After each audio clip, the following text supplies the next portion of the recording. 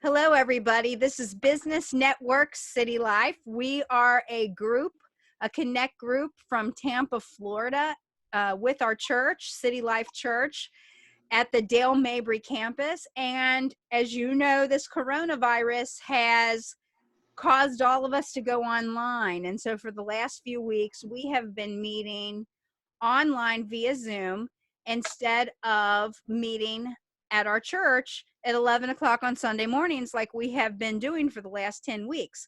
We're going to continue to meet for indefinitely at this point until we hear any further notice.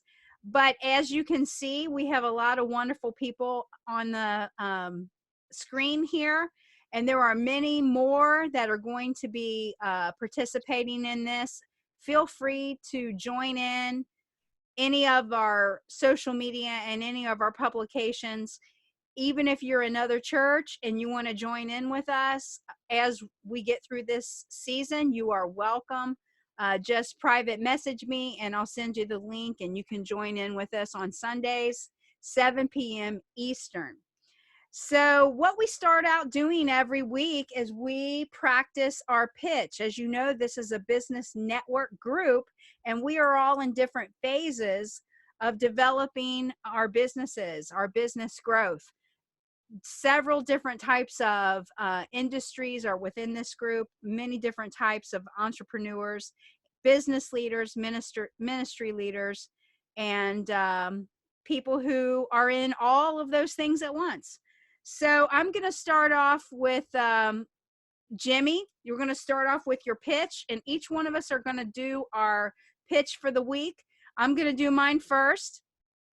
I'm Dr. Lisa, the education doctor. And as you know, there's a crisis in education right now because everybody has gone home for school because of the coronavirus.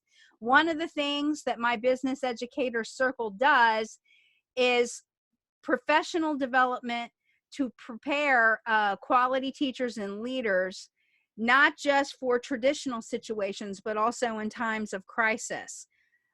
And if you have any questions, if you know of anybody who needs some support, for training your teachers online right now or preparing your students to raise higher achievement, I'm Dr. Lisa with Educator Circle for educators who love their work and want to get better.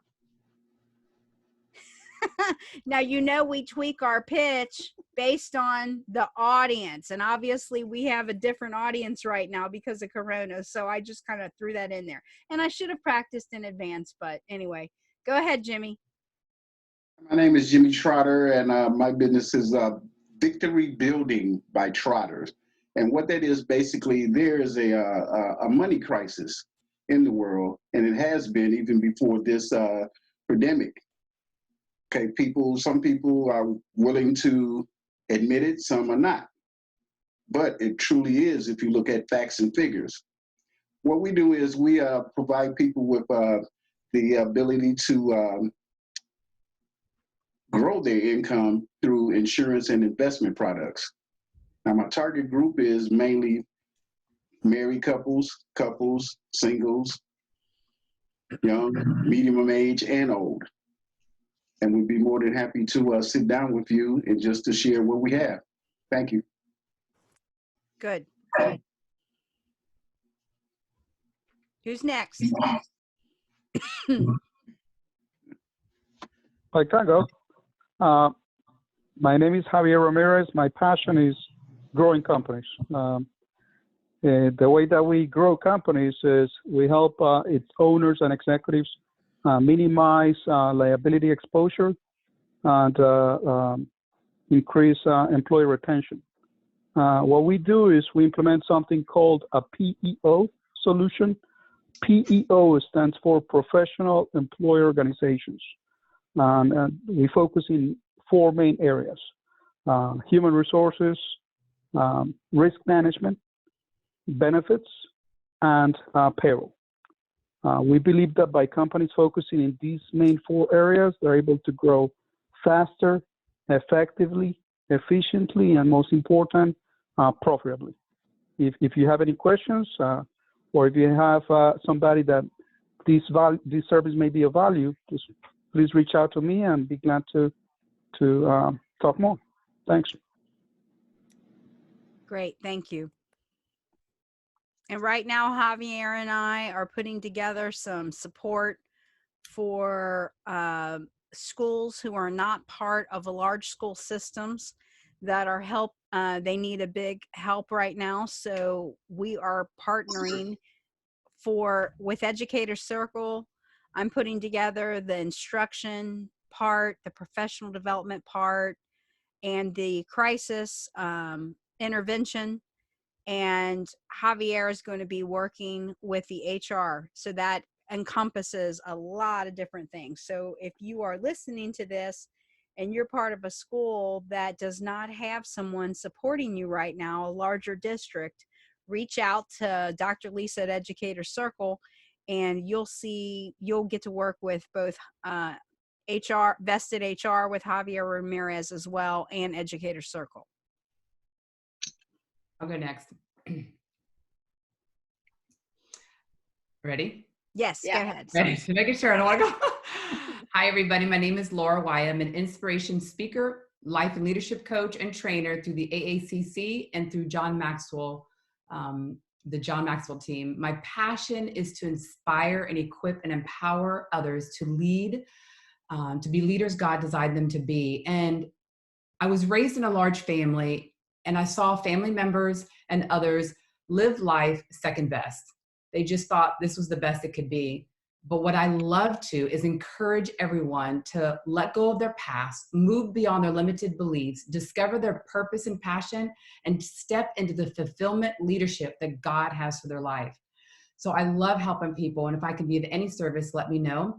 A good referral for me this week is, and in 2 weeks, I'm starting a mastermind class for 6 weeks on everyone communicates, but very few can connect. If you're interested, let me know and I'll be glad to talk. Okay. Thank you, Laura. I guess Cheryl, do you want to do yours, or Mark? Do you want to try to do yours tonight, Mark? Yeah, no problem. Okay. Yeah, my name is Mark Totino. I'm a professional real estate agent, a real estate professional, and my passion is to help and assist buyers and sellers, investors, and not only to go through the home sale process, but also to educate them. And trying to give more of a consultative approach to the whole process. And obviously right now with the changing times, we have to be able to adapt and shift our business model. And, I try to stay on top of all the the mortgage rates and everything that's happening in the housing market world, and bring that to the table and help and assist my clients. I'm recently transplant from the Midwest down to Florida. So it's new territory for me, living in Tampa. I'm super excited about it. And, my purpose is really to help, not necessarily I'm not looking to make $1 million. I just want to, I want to be able to provide people with, the help and assistance that they need. So. Well, you're going to be so good at it that the wealth is going to follow. Right. So we're not going to speak that. We're not going to speak out that you're not going to look to make $1 million. And the only reason we say is because we will be very wealthy people by implementing the biblical principles already set out in front of us, but also being aligned to what we're supposed to do in our life work and being at the top of that life work. Because when we are aligned with what we're supposed to do and we do it well, then wealth follows, and wealth can be in lots of different forms. It might not necessarily be just a large bank account, but you will have all that you need, all the provision you need to do what you're called to do on the earth. And so, and that matches, wealth comes in different forms. And definitely the monetary value is one area. So that's how we're going to need to be trained to speak. So we're not going to speak, we're not expecting great things, because we do expect it. Mm-hmm. We can count on it. Okay, Cheryl. I'm Cheryl, SHERYL.com. Yes, I own the domain. Wow. So I love being a resource, and we're neighbors. You said you lived in West Chase? Yeah, I do live right off Sheldon Road, Sure across do. close to Ford's Garage. Yeah, guess what? I'm off of Sheldon and Waters, Wow. across the street from Alonzo High School. So hi, neighbor. Hi.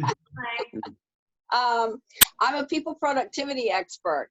So what I specialize in is finding out what a person already knows and then where they want to go. And I fill in that gap so that they can get the tools that they need to move forward. So it can be communication skills, problem solving, goal setting, leadership.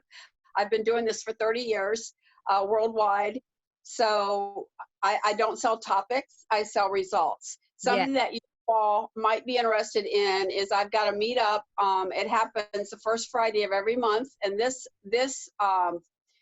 month, this Friday, this upcoming Friday, I have a guest coming, and we're going to do Zoom, and it's going to be on online marketing. So you're invited to that. I will post the link on the business network. Normally it's on presentation skills. That's my specialty, working with people on how to have more power with their voice. But I'm very well connected with the Florida Podcasters Association and a lot of other groups. And so whenever there's a resource that I think will benefit you, then I'm going to share that information. So that's who I am, Cheryl.com. Fantastic. Okay. Thanks, Cheryl. I'm going to put it on our slides so it shows up. Okay. What is, okay, good. All righty. Okay, guys. So we are going to go ahead and get into our lesson part. I'm going to share my screen. Wait a minute. Oh, I think Elise. Yeah, Elise. oh, Elise. Okay. Yeah, go ahead. It's okay because you guys know I've been transitioning from one thing to the other. So this week I'll do the pitch for voiceover. Hi. Hi, my name is Elise Dockery, and I am the founder of Advancing Momentum Developments. And I love voiceover work. I'm passionate about it. And it is really prevalent now because we are doing so much virtually. Many corporations are going to web-based training as opposed to facilitator-led training, especially these weeks. And it helps to have a different sounding voice, relaying that information. I work in the financial services industry, and we have to take a lot of trainings regularly to make sure we're all adhering to federal guidelines. So I would love to lend my voice for those instances, as well as I'm always open for audiobooks and cartoons even, because I can be very animated. My target audiences are corporations and whoever will hire me.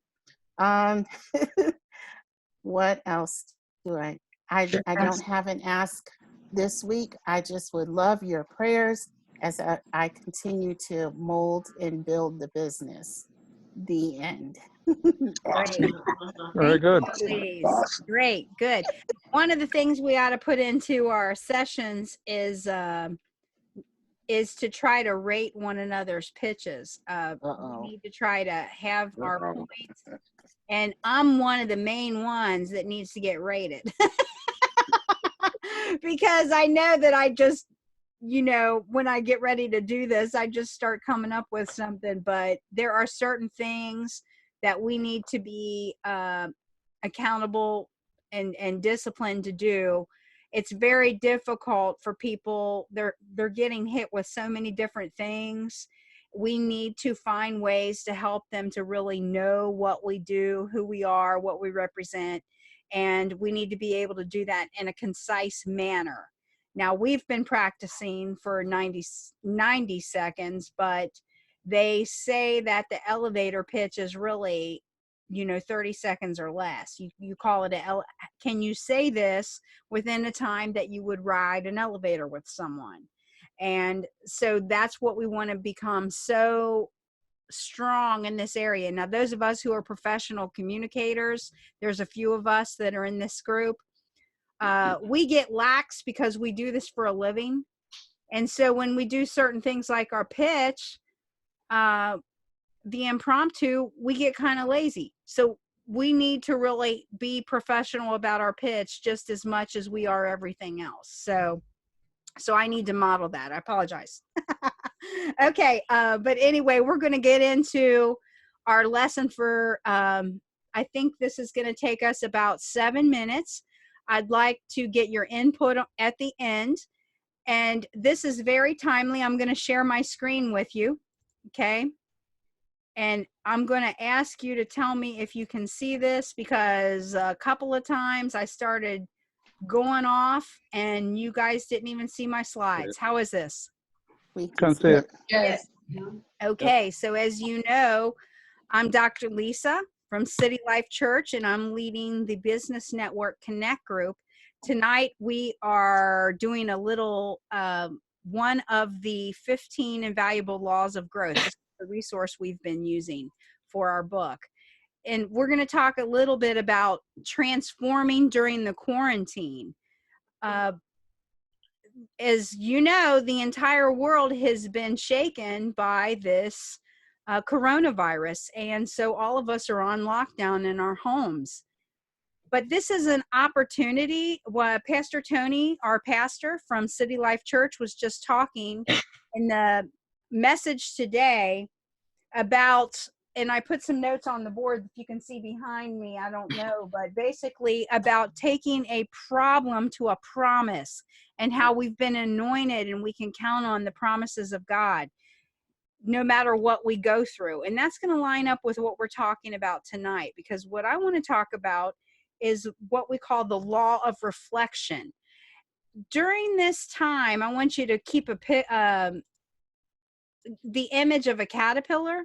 How does what happens with a caterpillar? It has a 14-day transformation phase, and that sort of is what we're experiencing. And we know what's going to happen at the end of the life cycle of caterpillar. It's going to become a beautiful butterfly. It's good. And right now, that's how we are in our lives. We're sort of in a chrysalis state right now because of the coronavirus, and has made us go home and be here. But there doesn't have to be anything bad come from this. One of the things that we can count on with our Lord is that God will always bring good out of bad situations. And so this is the time for introspection, a time to dig deep. And whenever God begins to reveal different things to us, we want to commit ourselves to live up to that, to be able to follow through with that. So tonight we're talking about the law of reflection.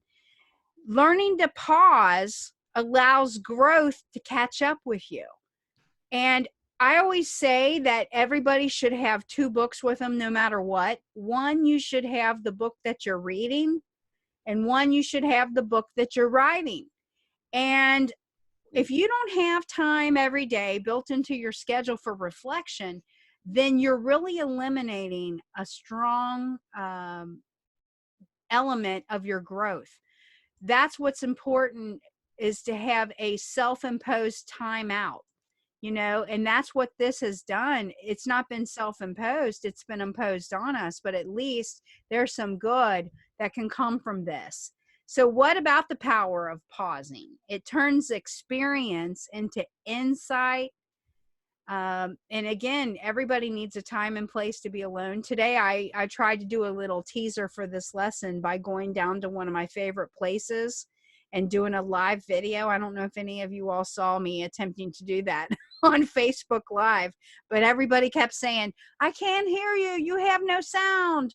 And so I ended up just deleting it. But I always love to go, excuse me, down to the area down by the river down there where there's boating and everything. It's just a couple blocks down the street. I ride my golf cart down there. I put everything on that golf cart that I need. And I have my chair, just every single thing, my favorite drink. I'll have a snack, my book, my notebook, my Bible. And I sit there and just have a wonderful time. Sometimes I just go on my porch. A lot of you will see me and have where I put pictures up and what's going on. And a lot of the reasons I do that, when I post something on my social media, whether it be a photograph or whether it be verse of the day, word of the day, or something, it is a way for me to remember what those things are that I'm gaining, my learning and my growth. And when you share what your learning is and what your growth is, then your teaching is your highest form of learning. And so that's one of the reasons why I do that, why I do those posts. And I do think other people are blessed by it as well, but you do want to pick a place, and it needs to be intentional. I believe Laura taught the law of intentionality a few weeks back and did a beautiful job, but it expands your thinking during that time. And those of you who are in leadership, whether it be business, ministry, education, this is vital, because you will literally harm yourself by just staying busy all the time. Yep. Oh yeah, go ahead. Anybody have a thought? I just agree with you. Okay. Yeah. Yes, big time.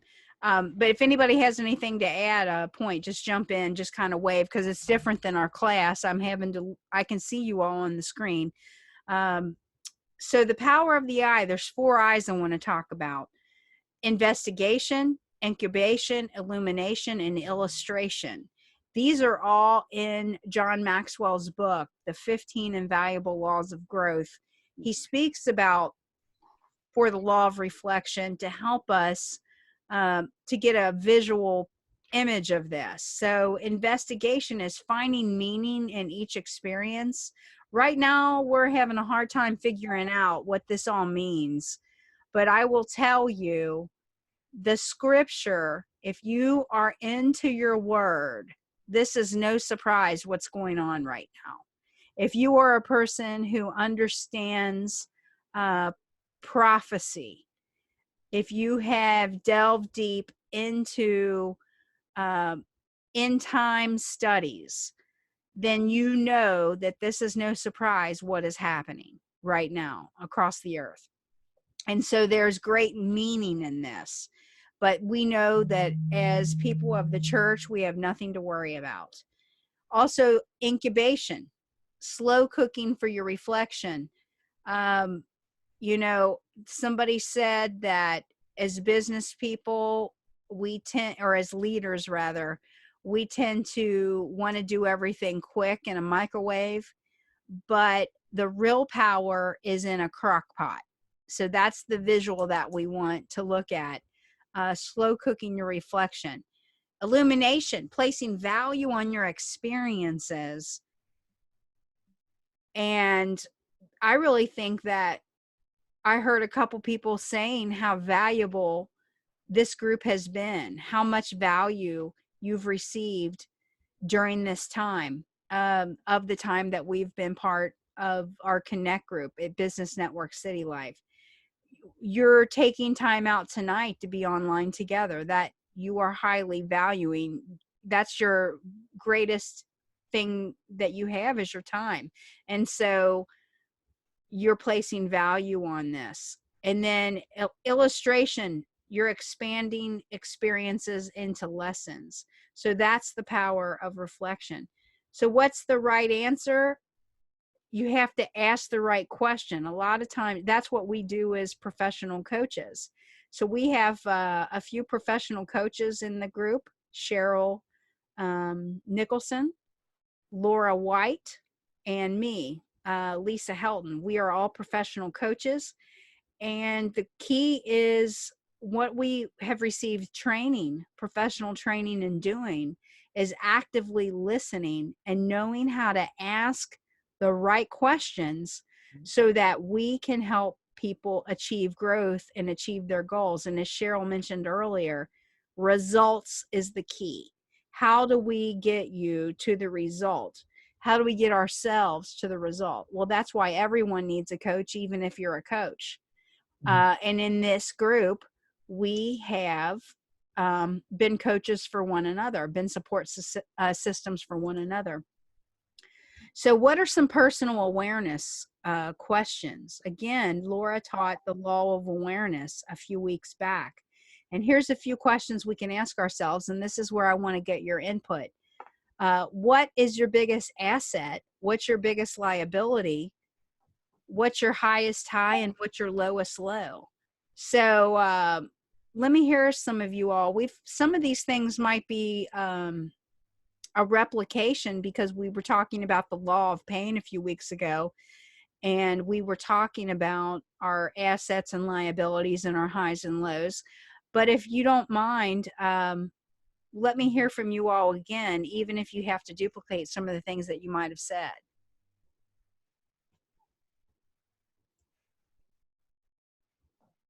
I can go. Go ahead, Javier. So my biggest asset will be resilience. After living so many challenges and obstacles since I came here, that kind of helped me grow in that area.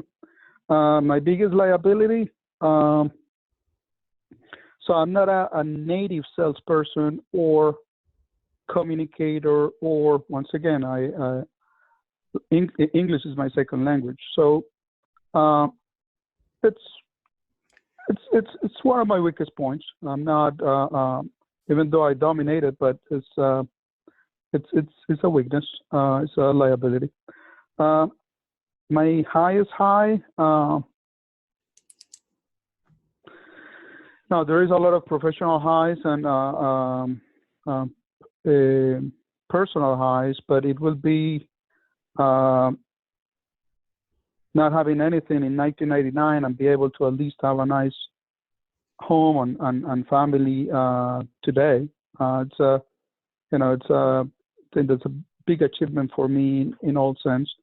And my lowest low,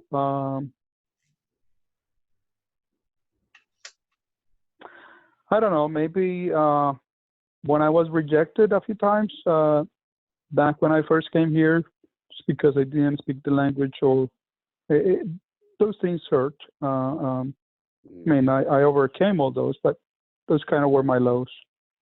Mm-hmm. Yeah. I can go next. Okay. My greatest asset would be my positive mental attitude. I've got some friends I just will not talk to right now because they're so negative and they tend to pull everybody else down. And I think if you have a positive attitude about other people and expect really great things, that's what you get. My liability is I want everything to, yesterday. I am very impatient, even though Dr. Lisa thinks I'm very patient. No, you are very patient. If you ask my kids, they would tell you that I am With impatient. people that annoy me. Yeah. Everybody knows that, except Mark. I'm learning. My greatest high is the fact that my children love each other as adults and have their own families, and yet we see each other on a weekly basis and communicate with each other almost daily. So I must not have done too much damage to them as a parent, because they still cherish and value family. And then the last one, my lowest low, I trusted a couple of people too much. And it cost me literally everything. I lost everything and had to start back. And I talked to a psychologist about that. And he said, you can go through life fear-driven and suspicious of everyone and never get, quote, hurt. Or you can go through life like you do, positive mental attitude and seeing the good in people, and you'll get hurt, but you can bounce back. So those are the low lows, and I'm still standing. That's awesome. Yeah, and I think that's so good. That was good advice, but also that you can trust yourself to have that discernment. And then if you make a mistake, it's not you. It's the other person. You learn from it. Yeah, and it's the world we're living in. Yeah. No, that's true. Okay, somebody else? I'll go next. Let's say my biggest asset is my willingness to continue to grow. I'm like a sponge when it comes to wanting more knowledge. Mm-hmm. I never walk in life and think that I know it all. I constantly seek more information to try to get better and better at the things that I do. And my biggest liability is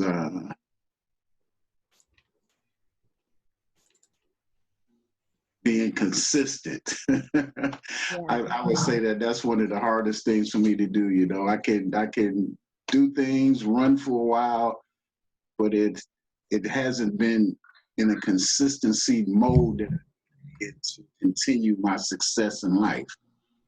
And that I believe from learning, it has actually set me back a little bit, because that's something that you really need. Mm-hmm. My biggest high was actually when I started my corporation.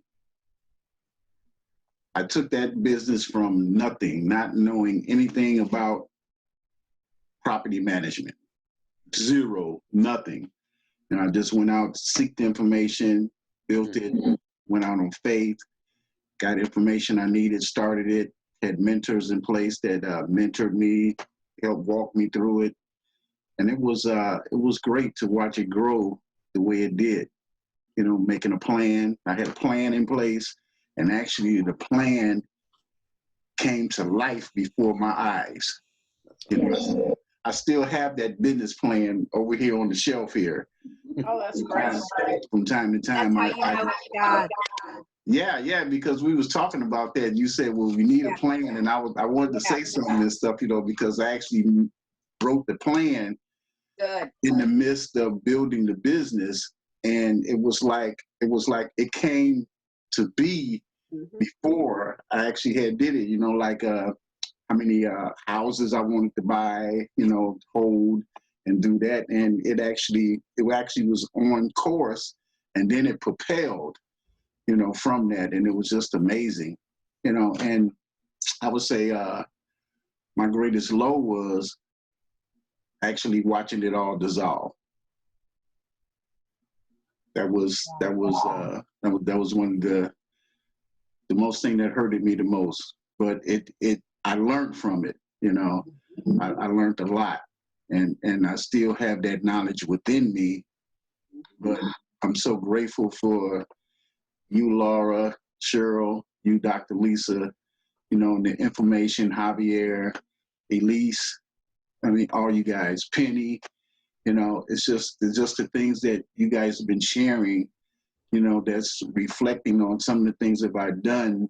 It's like a refresher course, but you bringing on this new information to help me put together my next project to make it even better.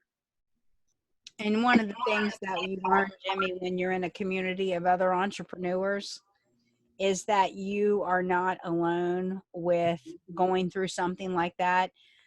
Most entrepreneurs, I think it's 3.5. The stat is that every entrepreneur has had 3.5 failures before their success. How many attempts they try in business. And the other thing is the industry has changed so much. So what used to work doesn't work, and you have to sort of learn. So yeah, you're gonna get everything restored. That's a promise of the Lord. That's a promise of the Lord. And you're doing the right things, getting in there and learning and growing. And are you the one that said that you had the knowledge of the business plan that you would share with the group? Okay, because we want you to teach that to us. Do you want to be on the agenda next week? Teach the business plan, Jimmy? Who, me? Yeah. Are you the one that has the business plan? I have one. I have one. Okay. I actually used a template that I had gotten offline, I believe.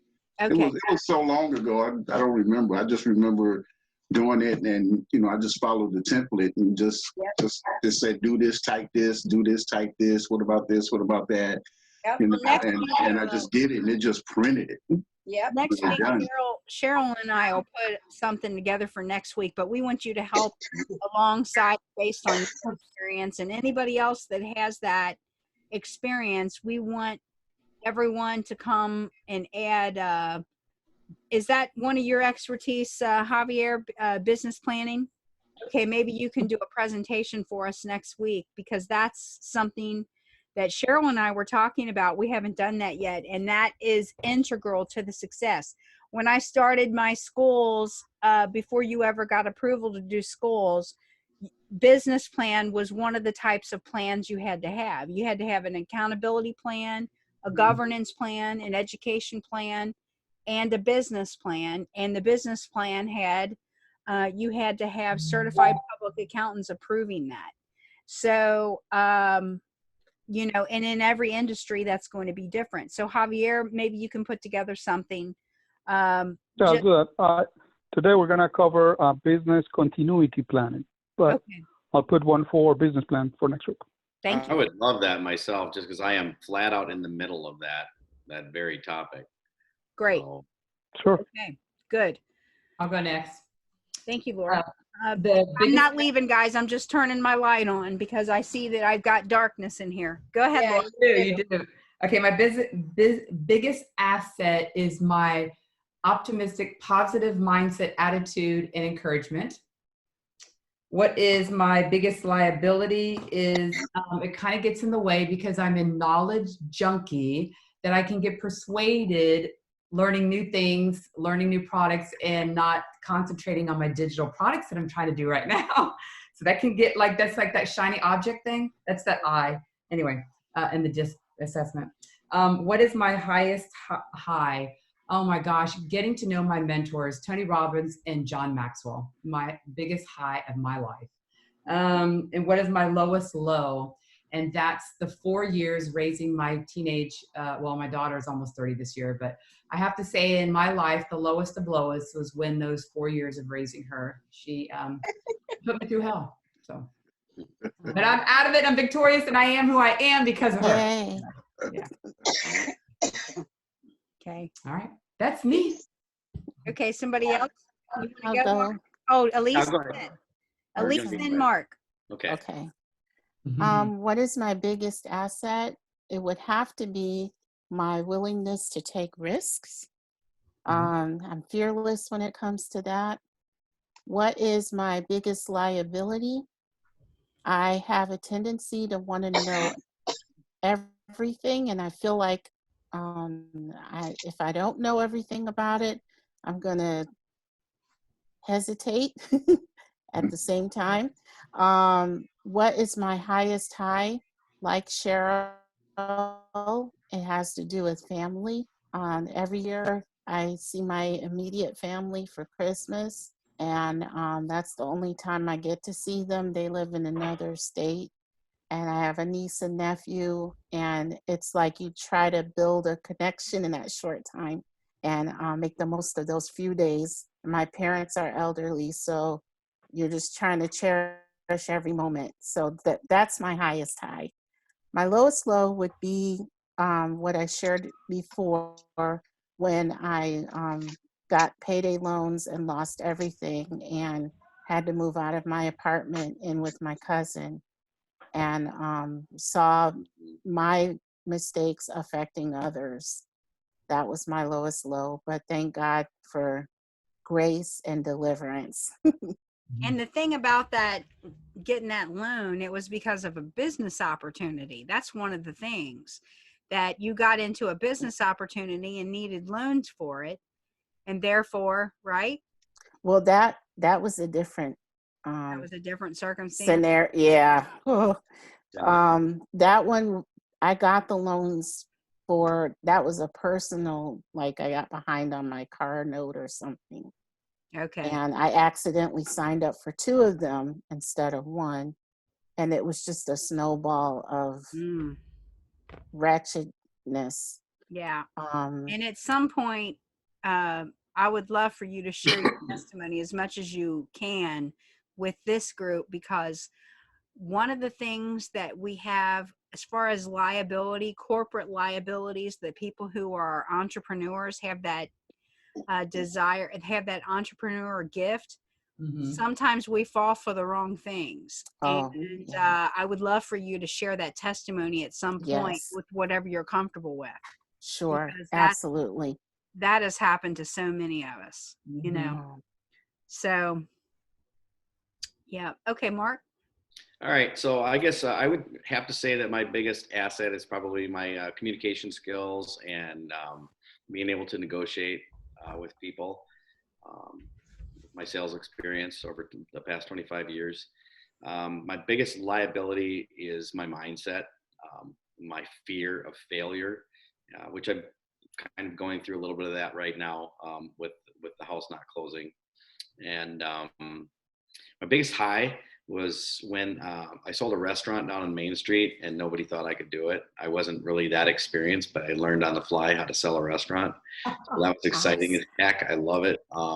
Unfortunately, that restaurant is closed right now, and I'm walking distance from it, but it is what it is.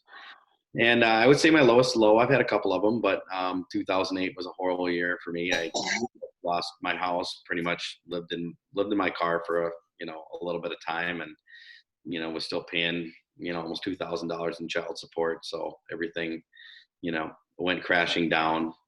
But I think I've rebuilt a few times in my life, so it just gives me more ambition to always succeed. So Yeah. that's what I have. Amazing. Amazing.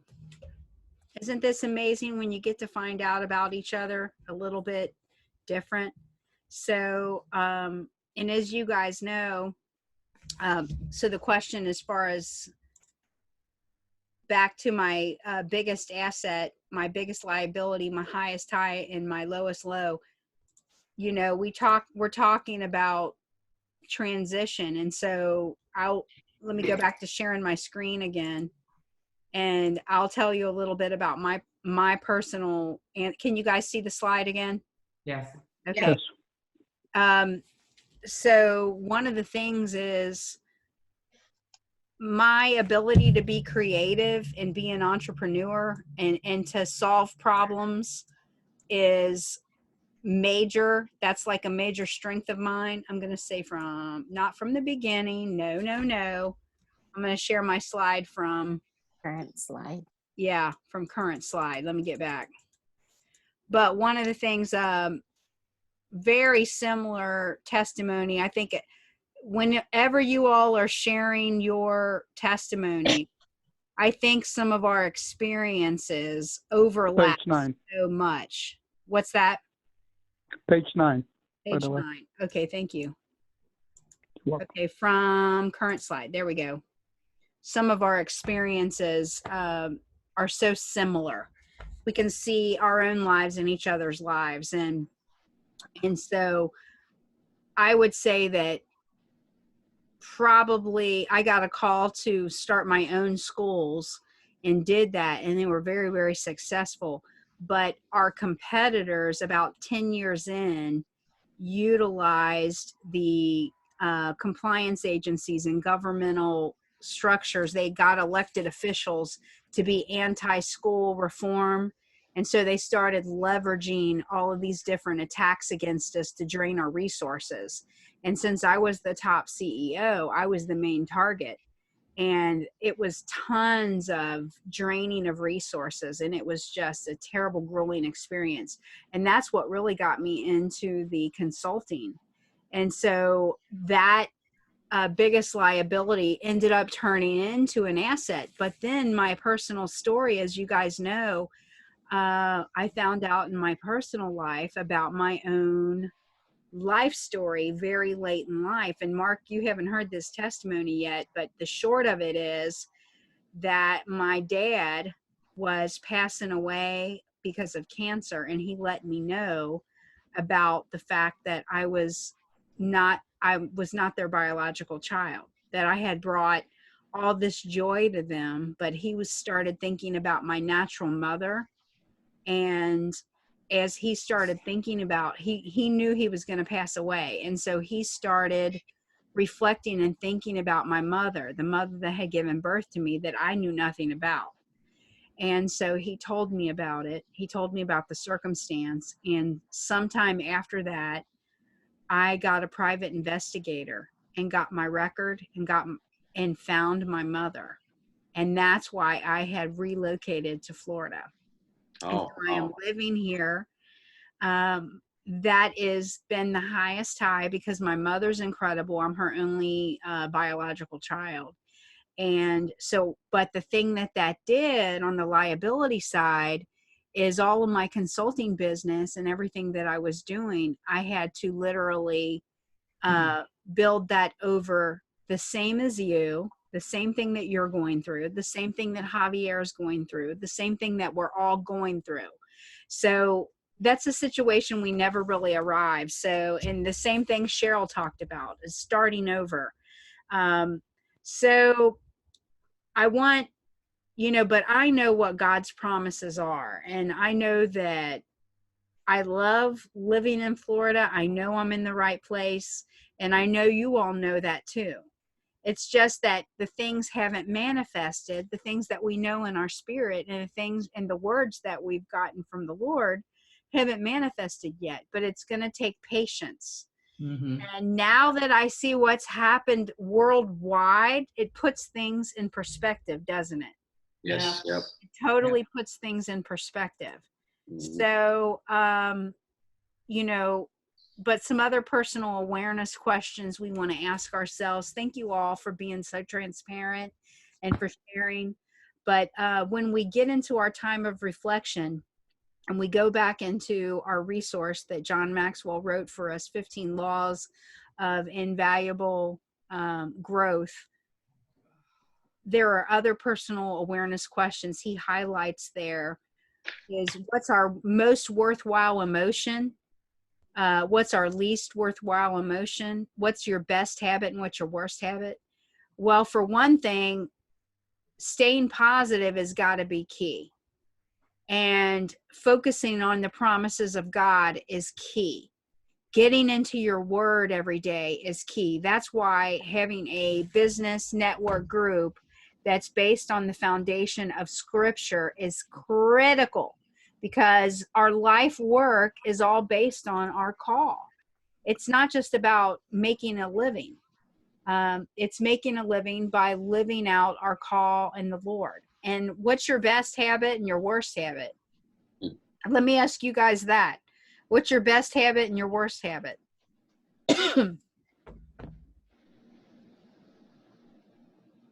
Buckling my seatbelt. No, seriously. What that you think is something that's impacting your business. Let's just say it that way. Okay, gotcha. Best habit and your worst habit that's impacting your business. One of my habits is very analytical, knowledge-driven, finding information, and that's a habit that I apply every day. Worst, sometimes I forget about my family, so yeah, that's not good. So finding that balance. Yeah. I'd like to say like one of my best habits, and it's basically having a routine, just having a routine in the morning, meditation, making your phone calls, maybe, catching a webinar for an hour and then, reaching out to your clients. That's the best habit I could possibly get into, which has been quite difficult with this transition. A negative habit is absolute procrastination, which I'm very good at. And, I'm working at that. So not doing what I know that I'm supposed to be doing. Yeah, that's eat that toad. We did that lesson in class. That's what we all do. Toad. Okay. Yeah. And one of the things about that, I don't know if I can just throw this in, is managing your energy. So when you notice that you get that energy, then you go for it and you just get a lot accomplished, within that time. But it is, oh my goodness, I know. My best habit is knowledge. I've had people say that, oh my gosh, I'm a walking dictionary, or, I know so much because of all the courses and things that I've taken. Mm-hmm. The worst habit is if I showed you my desk, you'd probably go, oh, my house is very clean and you can eat off the floor, but my desk in my office is horrendous.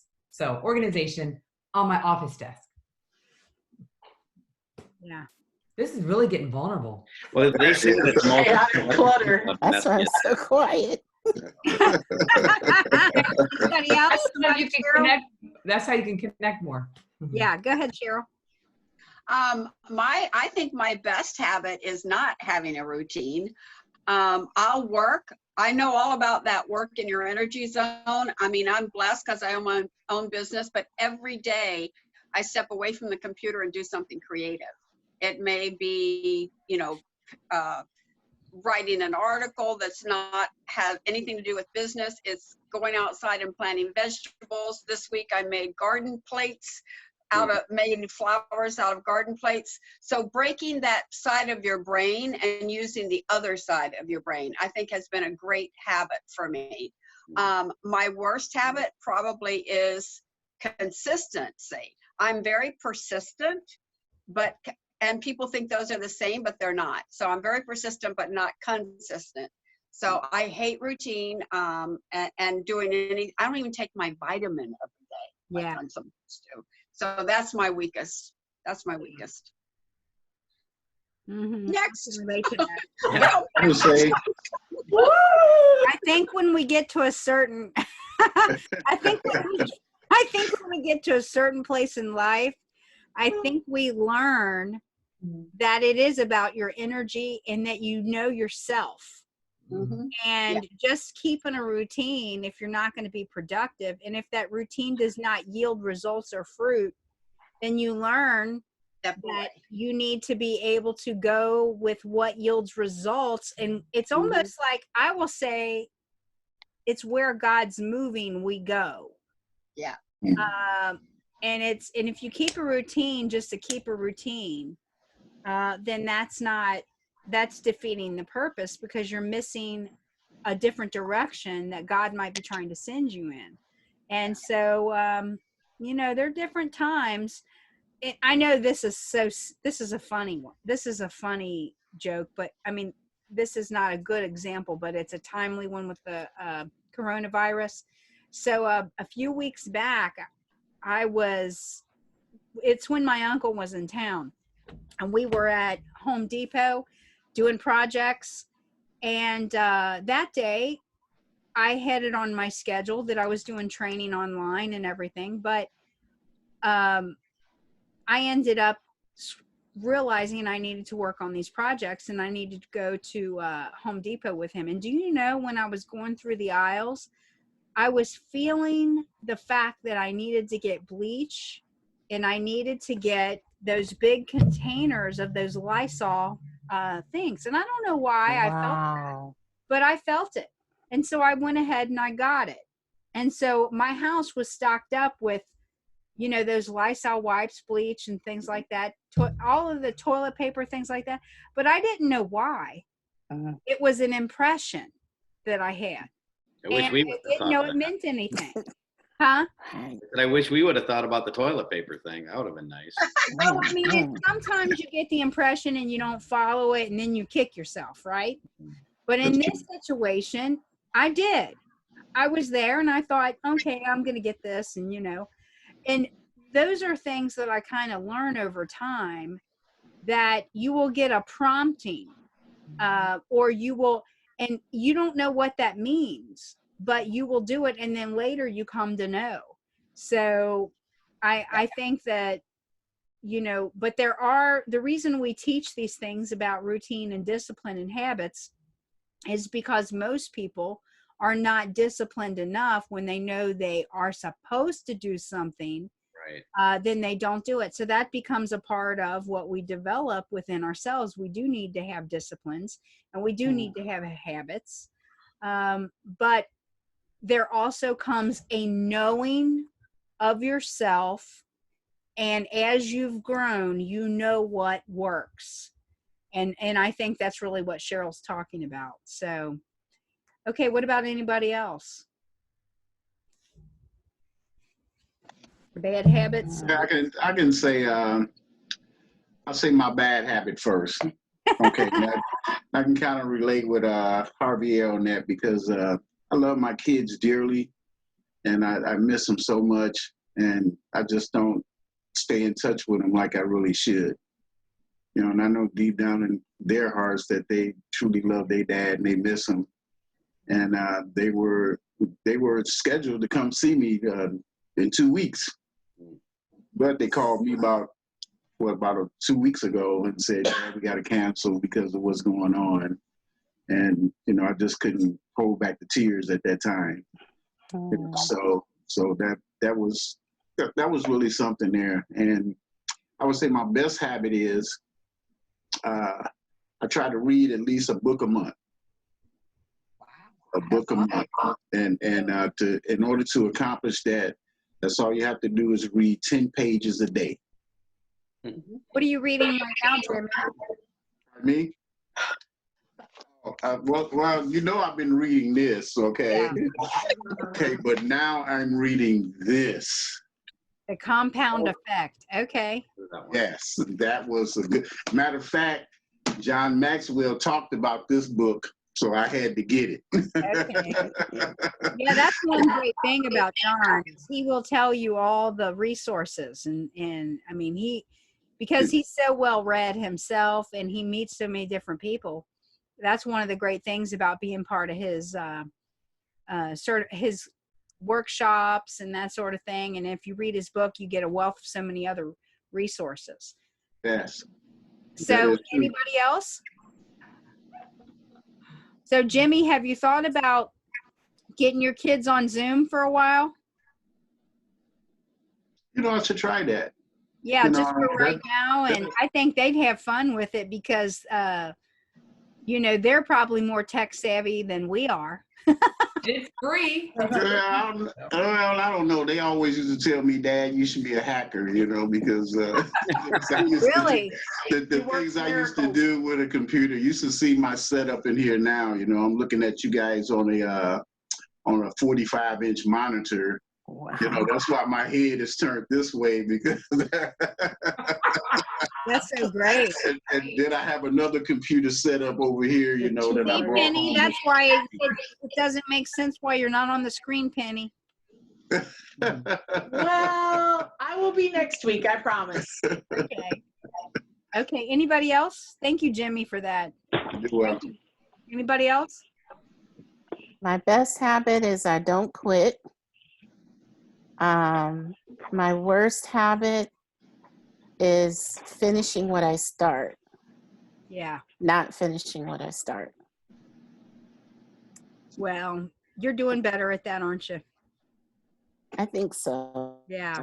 Yeah. I feel like I got a long ways to go, but I'm not going to You're quit. doing awesome. I've seen an improvement. Right. Thank you, Laura. Appreciate Okay. you. Well, let me bring a conclusion to this part of our, because we're going to turn over the rest of the presentation to Javier. And he's going to talk about business sustainability. And but the other questions, the other personal awareness questions are: what's most fulfilling? What's your most prized possession? And what you don't know about yourself yet? And the journey's definitely, we're talking about the journey and the value of reflection, helping you to have a more quality journey. And you know, we talked about the law of pain already in our pain file. Wait a minute. Stop sharing. Okay, good. I'm going to turn, and you know, we talked about the law of the rubber band. And in this time that we talked about those things, we realized that we needed some training on business sustainability. So I'm going to turn the presentation now, if I can remember how to do this, over to Javier. I'm going to make him our host. And At the top, hit not stop sharing. I got it. Did I stop share already? Yep. Okay. You did. Okay. Okay. Can you guys see my screen now? Yes. Okay, great. So today, the goal will be to talk about business and HR continuity planning during a crisis. This is a very broad topic. There is a lot we can talk about, but I have to condense it so we fit it in a few minutes. But the goal will be to talk about why it's important to have a strong business and HR continuity plan. Even if you're only one employee in your company and you're self-employed, or you're 10 or 100 employees, you need to have some kind of planning around if something as a crisis happened, like the one that we're living right now. How is a company able to implement this plan, and what are the key things to keep in mind when implementing this? And that what is going to be very focused on the last law that got approved last week, the CARES Act. So I'll give you guys some nuggets of that law. I saw this quote, and I think it fits the moment. It basically says, look forward with unbounded hope, something that we need right now more than anything. So one of the reasons why we need a business continuity or HR plan is because a business could suffer multiple threats. One of the threats are a man-made disaster or accident. We saw it when the gas company had the issue with in the Gulf, right? And the petroleum is spread through the ocean.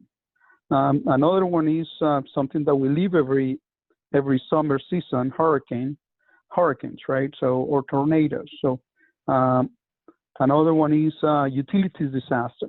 Have you thought if, thank goodness for our power companies and sewer companies and garbage companies, if you have a flood that has feces and those type of things, how could that impact a restaurant or a company that is manufacturing food or candies or those type of things? One thing that is very common nowadays, and we need to be really, really careful during the season that we're living right now, is cyber disaster.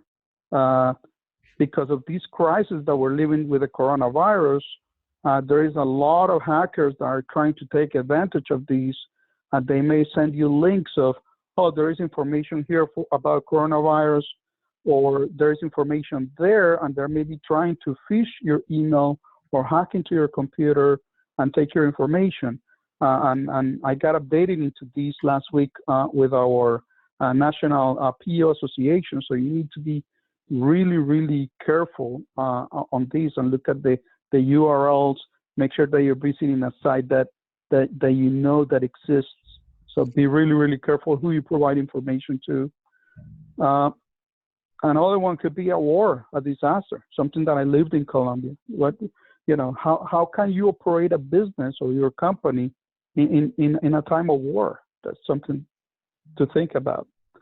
And lastly, a pandemic disaster. I did so much research to put this presentation together. I looked at the National Association of Business Continuity, and none of these research places that I visited talk about a pandemic disaster. So we're in a time life in this moment that we don't have a model to follow. We don't know how to do this. So it's something that we're learning as we go, and what we learn is we're going to be able to apply it in the future. But another reason of why a business continuity plan is important is because it's important to understand what is necessary to maintain the business running. One is capital.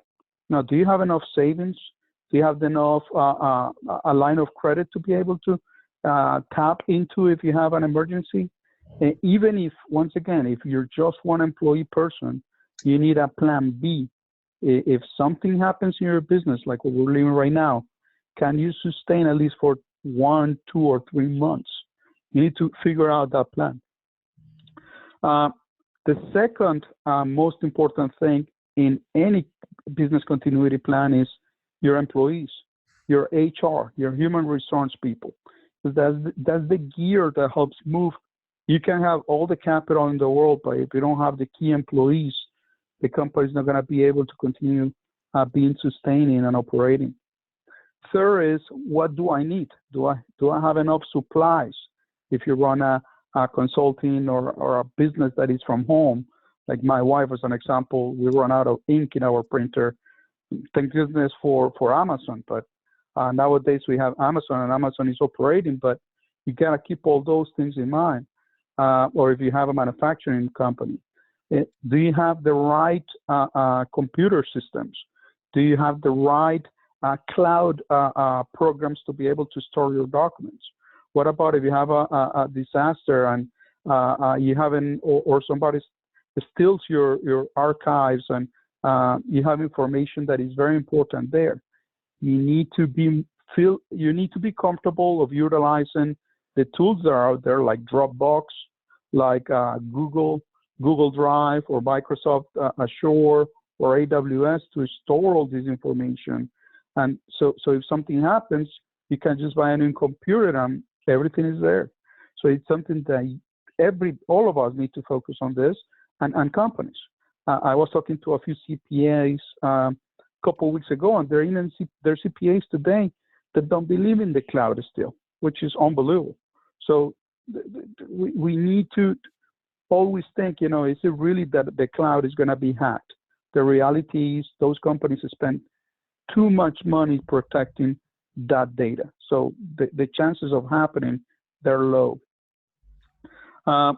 Lastly is the internet plans, right? Do I have a good plan? Do I have a too expensive plan? So it's having these plans in place to be able to support the operations if you need to run from home, if you need to run a home office, or if you need to have all your employees working from home. Another reason of why having a business continuity plan is because you need to understand how to mitigate the risk and contain the risk. So one is, what happens if my profits goes down? Because we all have to always keep in mind, and when I talk about the business plan, we work for a profit. We gotta make returns on our money. If we're in business, we gotta do it for a reason. So that's very important. Another one is, is my money draining somewhere? Is it going somewhere that I don't have a plan, especially during a moment of crisis? Which expenses can I cut to survive? If a crisis like this happens and I ask my employees to go and work from home, maybe I can cut certain things from the office to minimize that expense until the crisis passes on. So what happens if you start losing clients? If your clients start, like in the business that I am in, we service small businesses that are between 10 and 100 employees.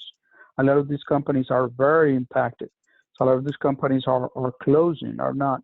So how do we manage if we lose 5% of our clients? What do we need to do if we lose 20%, 50%, 60%? And lastly, what happens to our reputation as a business owner if I let go half of my employees, or if I cannot service my clients? We need to be able to figure all these things prior to the crisis. So in the crisis, they're not rumbling and trying to pull all this together. And it doesn't have to be an extensive document, but it's something that needs to be put in place. Another reason is because it's important to increase communication. Communication needs to happen between employees, clients, and stakeholders, your vendors, your providers. It is very important that employees know what to say when they talk to a client, that employees are happy, that employees, there is during a crisis moment, your employees need to be communicated all the time. It's extremely, extremely important, and putting those plans in place to be able to do it. So how can a business prepare for a crisis? So one is the preparation, a planning and preparation phase. Identify the risks, identify the response types, design a communication plan. So you have to do this all. If your company has 10 departments, you have to do it by department. You have to divide it in groups. If you are just a sole entrepreneur, it's much easier. But you need to know what you're gonna do if a crisis hits. How you're gonna pivot. How you're gonna be able to adjust your business to survive. Next is testing and training phase. If you have a bigger company, you need to communicate. Once the plan is done and you need to start testing it, then you communicate a continuity business plan to all the employees, you test with the employees, and you train the employees on what to do. Because once again, employees are the ones that execute certain part of the plan to service who? The clients, the end user. That's very important. In terms of a school, if it's a school, the teachers to be able to serve who? The students who are the clients, and who are the stockholders, the parents, and those other the other people that are around the school. So it's very, very important that these things are in place. Next, the response and restoration phase. So once the crisis passes, once again, communicate to employees a plan of action, execute a plan of emergency when crisis occurs, and act upon crisis response to contain risks. So basically, you're looking at what happened and what is going to take to restore it to go back to normal. You know, what is the timeline? When are we going to be at 50% capacity, at 80%, and now at 100%, same as we were before? What is going to take to be able to get there? And last, the recovery phase. It starts all over again with communication. Communicate to employees the timeline for recovery. Continue monitoring a scenario response. Adjust the plan with results, and develop a recovery plan. And throughout all the phases, it's constant monitoring, constant reviewing, and constant communication. So I know we're stressed with time, so I'm gonna jump to these. This will be the what. The government came with a good what to help business continuity for small businesses. And this has been in the media. I don't watch TV, so I don't know if they have shared it in the news, but a lot of people have talked about it. Some provide good information, some don't provide so good information, but I have a summary here for all of you. But before that, the act that we discussed last week, I had mentioned that it was going to be April 2nd because we didn't know the exact date, and Department of Labor confirmed that it's effective as of April 1st, 2020. So it's something to keep in mind.